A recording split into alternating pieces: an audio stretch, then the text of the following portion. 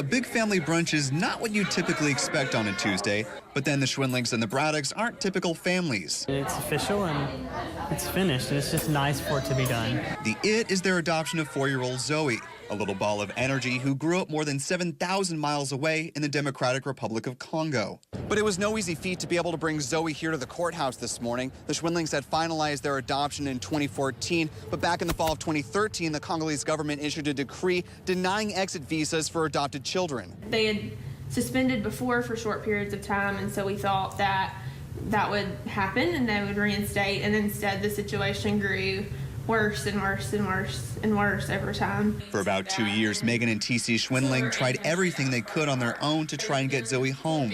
She was one of more than 350 children stuck in the same boat. There's this tug of war between emotions of, gosh, let's just let this happen. This needs to happen. Why is she stuck over there? And it'll happen when it's supposed to happen. Eventually, they decided to head to Washington, D.C. to ask folks like Senator Jeff Sessions for help. There was a moment we sat down as families and we said, you know, this may not happen, but when we go to bed at night in 3 years and 5 years, we want to say we did everything we could.